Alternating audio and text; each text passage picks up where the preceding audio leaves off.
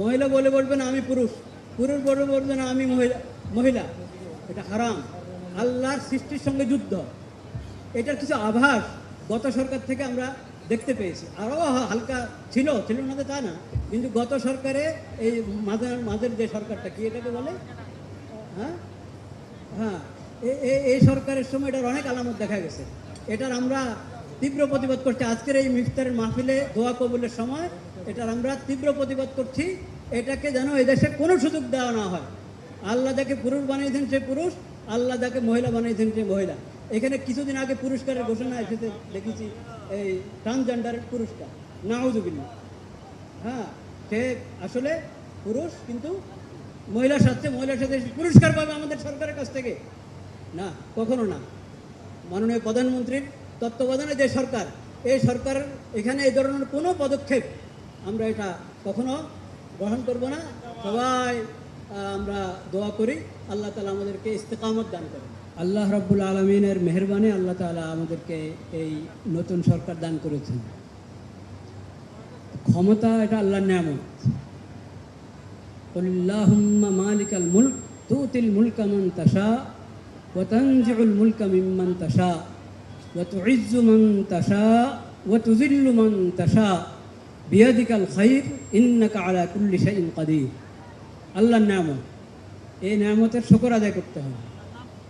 এই নিয়ামতের শুকর হলো এটার সদ্ব্যবহার। ইদা মালাক্তা ফাহসিন। আল্লাহ তোমাকে ক্ষমতা দান করেছেন, এখন তুমি এই ক্ষমতার সদ্ব্যবহার করো, সঠিক ব্যবহার করো। ইনসাফ কায়েম করা সবার ক্ষেত্রে, নিজ এবং পর। ইনসাফ প্রতিষ্ঠা করার ক্ষেত্রে কোনো ধরনের কি শব্দ বলবো, মানে বৈষম্য না হওয়া। ইনসাফ কায়েম করার ক্ষেত্রে, ইনসাফ কায়েম করার ক্ষেত্রে নবী করিম সাল্লাল্লাহু আলাইহি ওয়াসাল্লামের শিক্ষা হলো যারা আপন তাদের ব্যাপারে সর্বপ্রথম ইনসাফ কায়েম করা এবং জুলুম রদ করা, জুলুমের প্রতিরোধ। নিজের কেউ জুলুম করলে সেখানে পাকড়া হবে আগে। এই নীতি যদি হয় যে আমরা ইনসাফ কায়েম করব, জুলুমের প্রতিরোধ করব, তাহলে ইনশাআল্লাহুল আজিজ দেশের মধ্যে শান্তির যে আলামত আমরা দেখতে পাচ্ছি ওটা পূর্ণতা লাভ করবে।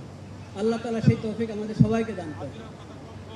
আর যেই কথা আমরা সবসময় বলে থাকি, আমাদের মাননীয় ধর্মমন্ত্রী একটু আগে বললেন আল্লাহর হুকুম মেনে চলা। এই হুকুমটা কিন্তু ব্যাপক, একবারই ব্যক্তি পর্যায় থেকে নিয়ে রাষ্ট্র পর্যায়ে, আন্তর্জাতিক পর্যায়ে সব ক্ষেত্রে আমরা যে কোনো পদক্ষেপ গ্রহণ করার ক্ষেত্রে এটা চিন্তা করব যে আল্লাহর রসুল অসন্তুষ্ট হন, আল্লাহর শরীয়তের বিরুদ্ধে কোনো চিন্তা,